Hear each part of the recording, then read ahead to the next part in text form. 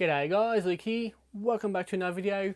In today guys, we are doing the rec room update for June 2024. This is part 2. We are doing the snake room. For those who haven't seen the lizard room, I suggest after you watch this video, go and check out the lizards. Go and show them some love. Other than that, let's check out all the snakes in here and how everyone's doing. Apologies guys in advance for the slight echo. Hopefully the microphone doesn't pick that up. Usually it's pretty good, so I'm having my fingers crossed it comes out well in the audio department. Today we'll be starting with Chappie and Orchid, who are my two central carpet pythons.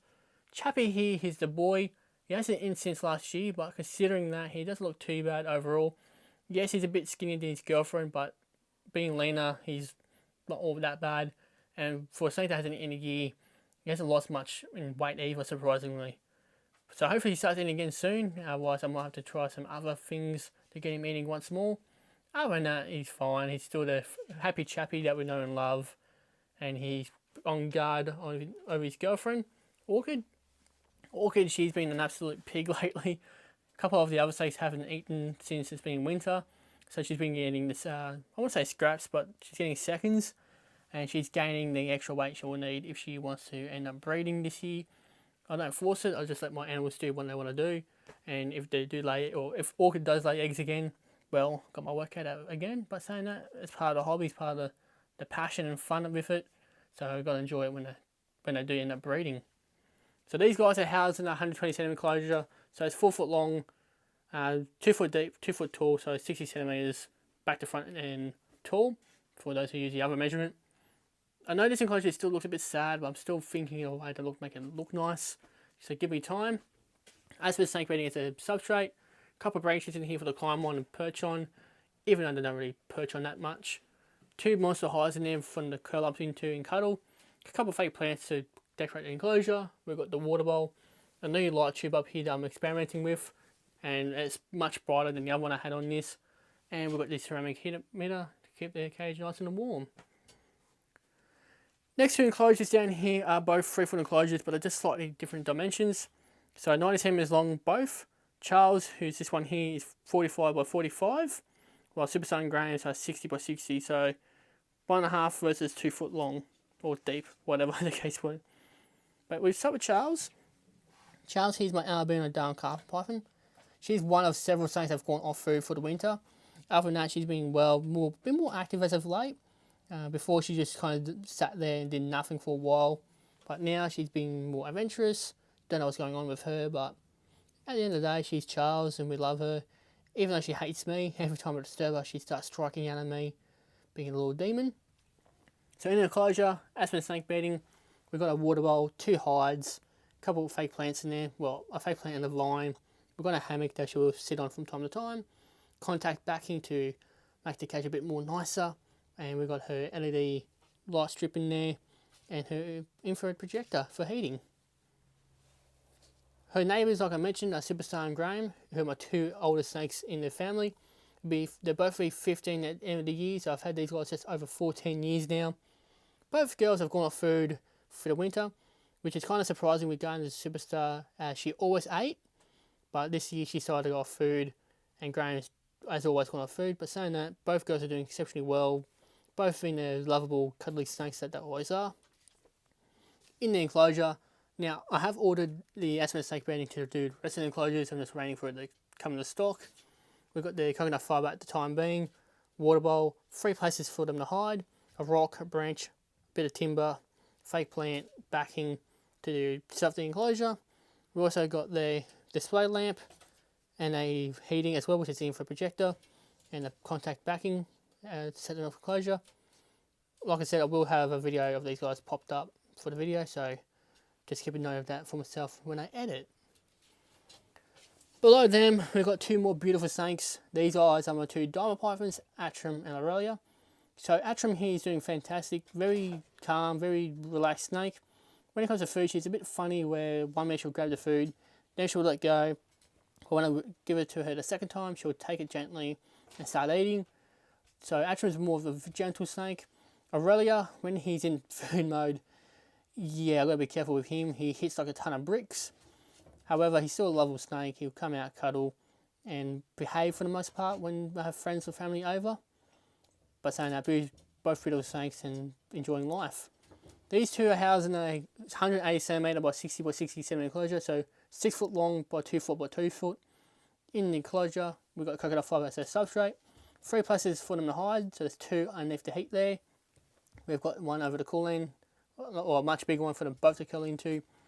A couple of branches in here for them to perch on. We've got the water bowl, backing, and since these guys are diamond pythons, they do require UVB. They're one of 2 Australian snakes in Australia that need UVB in captivity. The other one being green tree pythons. And then we've also got the heating as well. We'll cover off with these 2 enclosures at the top here. So this one here is 80cm by 50 by 50, and the one next to it is 1 metre by 50 by 50. Now, for those who use feet, this one's just over 3 foot long, just underneath 3 foot, and then with the height and depth, just underneath 2 foot in both enclosures. This enclosure here houses my breeding pair of children pythons, Emma and Azula. You can see Emma sticking his head out, so he might come out a bit more, and yeah, here he comes. So Emma, he's been a very protective male. We are coming into that time of year where these guys do breed. I did walk past the enclosure the other day and noticed these 2 were locked up, so we could have another batch of babies coming at the end of the year. Who knows? Emma, he's doing fantastic, smashing food. He just went for a shed not too long ago. Azula, I will pull up on the screen now. She's still gaining a bit of weight regarding to hopefully breeding. She doesn't have to lay, it's all up to her. She does have the tool to not lay eggs if she wants to do. So she can store the sperm and go in next year. However, Mother Nature can do her own thing. But saying that, Azula is very gentle when in general, feeding, handling, and cuddling. Emma is a bit more of an idiot. He will be more of a hard-hitting snake compared to his lovely girl. So in the enclosure, guys, we do have the coconut fibre as a substrate. 3 places for them to hide, as you can see on screen. There's a heat pad underneath the enclosure here, underneath that hide. Got a backing, couple of branches, a fake plant, a water bowl to decorate the enclosure. And they share a light strip with pretty much everyone else in this room, who we'll get to in a moment. Their neighbours houses 2 of my female children pythons, Aaron and Snickers. Aaron's in the hide there, so we'll get a nice little clip of her later on. Aaron's doing fantastic. She actually just shed her skin the other day, so she's looking quite fresh for the video. These 2 are funny, how one day one will be the hard-hitting snake when it comes to feeding, the other one being gentle. The next time the roles are reversed. But both Aaron and Snickers are very, very well-tempered snakes, never cause me any trouble. Snickers might try to make a run for it every now and again, but Aaron here, she's more the escape master. She has got in and out of an enclosure twice now. So she's kind of need to be in an Alcatraz sort of enclosure, so we don't lose her again. But overall, she's a good girl. And her cage mate is just up here, Snickers. She's doing well, like I mentioned. Very, very sweet, very loving. And overall, she doesn't like to share things with her cage mate, which is fine. I'm not expecting them to share hides and stuff. That's why I offer them free hides. Now, I have done little favourites. I know Snickers loves going in the grey one. Aaron loves this brown one. And they both actually share the heat one, so it works out. Substrate is, yet again, the coconut fibre as a substrate. Water bowl. We've got a couple of rocks in here to help to shed their skin. A couple of fake plants to decorate the enclosure. A couple of branches for them to climb up to. A backing that they can get onto as well, so you can see Snickers up there. A light and heating. The plan is eventually to redo this enclosure and make it more fashionable, but at the moment it's working, so I'll leave it for the time being. The next 2 enclosures are the same size as Atrium and Aurelia's, so I won't go through the dimensions yet again. As you can see, quite big enclosures. We'll start off with this one here. So this here is Chris. Chris here is my black-headed python. Believe it or not, she's about 8 foot long. Now I think that's about 2.5 meters long, so she's getting there in size. When I get her out, she's a puppy dog. She's very friendly. She weighs about 6 kilos, so she's got a bit of body mass there, but she's still a lovely snake. Until we go into food mode, where she becomes a beast. When she's in food mode, that's when I have to be really on edge. She can take me out in no time, so I've got to be careful with her. But overall, she's such a beautiful snake. In enclosure, coconut fibre as a substrate, 2 large hides for her to hide in, a fake plant and water bowl, a branch that she will use. There's a light in there, her heating, and her backing. So just simple, better. She's a big snake, so she needs as much floor space as she needs. Oh, for crying out loud, Ray. You had to do this to me, didn't you? So Ray, he is my Rosenberg monitor. He is a, how do I say this nicely?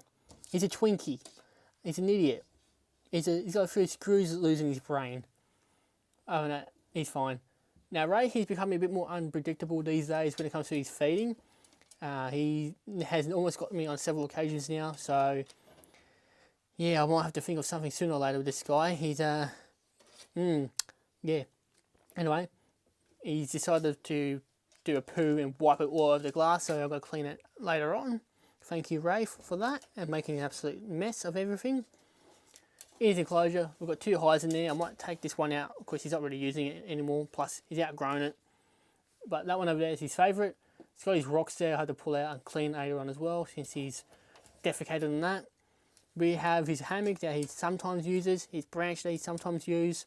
He's got his water bowl, backing that he's already destroyed. He's got his UVB and his heat with a couple of fake plants. So I'll be honest, he's absolutely minced that one. So, yeah. He's a hassle, this one. Aren't you, buddy? Yeah, you're annoying. You're crazy. Next up, we have Rosie. Now, Rosie here is another little goanna, but he's the Reptile monitor. He's still in bed at the moment, so later on when he comes out, I will get a nice little video of him doing his usual antics. So Rosie here is housed in a 4 foot by 2 foot by 2 foot enclosure, so 120 centimeters by 60 by 60. In the enclosure, we do have his sand as substrate, branches from the climb on, a fake rock stack that he loves.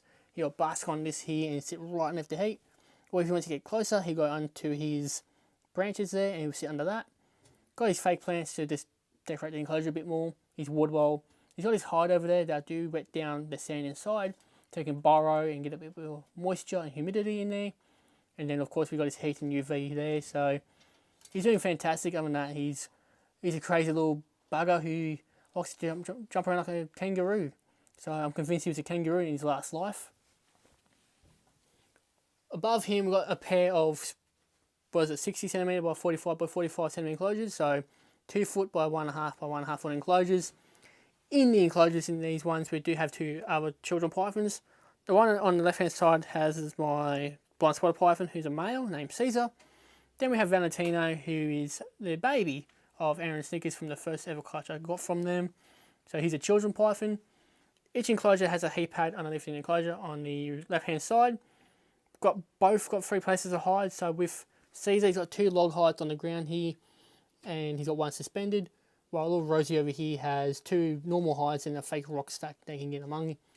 Both have fake plants, water bowls, branches from the climb on. They both share backing together and a light strip. Caesar here is a funny bugger. Some days he's very friendly, very outgoing. Then other days he just wants to kill me. So go figure with him. Then his neighbour Valentino, such a funny bugger. He's food motivated. He's very much like his dad in a way where one minute he's friendly, as soon as he smells food, he will start nomming on you. So cute little bugger, but he's a mischievous little bugger. Last snakes of the snake room and of the room for the month, guys, we have my 2 brown tree snakes, Willow and Diablo.